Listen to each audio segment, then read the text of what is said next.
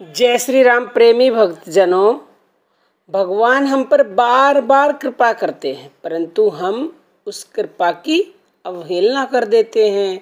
उस कृपा को हम समझते ही नहीं हैं। ये हमारा दुर्भाग्य है। जब मनुष्य कोई भी बुरा काम करने के लिए तैयार होता है तो अक्सर उसके हृदय से ऐसी आवाज़ आती है कि यह बुरा काम है। इस प्रकार की जो चेतावनी है, जो आवाज़ आती है, यह ईश्वर की कृपा है हम पर। भगवान उसको समय पर चेता देते हैं। मालूम होता है मानो हृदयस्थ कोई पुरुष निषेध करता है कि यह काम बुरा है, परंतु काम या लोभ के वश होकर ईश्वर की कृपा की अवहेलना करके बुरे काम में प्रवृत्त हो ही जाता है। यही भगवान की कृपा की अवहेलना करना है, अर्थात भगवान का जो हमारे मस्तक पर हाथ है उसको परे हटाना है। समय समय पर भगवान उत्तम काम करने के लिए भी हृदय में प्रेरणा करते हैं। नाम जप, ध्यान, भजन, सेवा, सत्संग आदि करने की भावना होती है, स्फुरना होती है, परंतु मनुष्य उसकी अवहेलना करके संसार के विषय भोग और प्रमाद में लग जाता है। यह भी उस दयामय का हमारे सिर पर जो हाथ है उसे परे हटाना है, यानी कि भगवान की कृपा की अवहेलना करना है।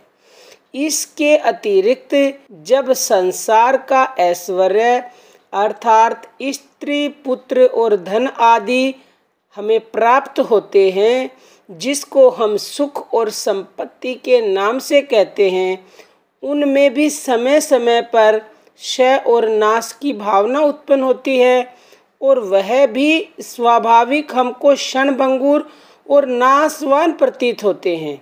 ऐसी प्रतीति होने पर भी हम उनका त्याग या सदुपयोग नहीं करते।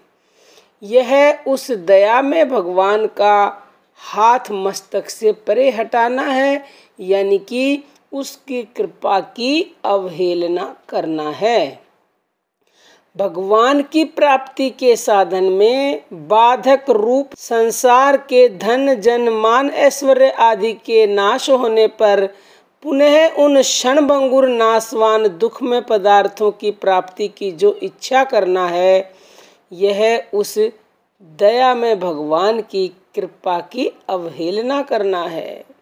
जब भगवान के नाम, गुण, रूप और प्रभाव की अपने आप ही हमें स्फुरना मिलती है, हमारी भावना होती है, हमारी इच्छा होती है, तो हमें समझ लेना चाहिए कि यह भगवान की परम दया है हमारे ऊपर। फिर भी हम उनको भुला देते हैं।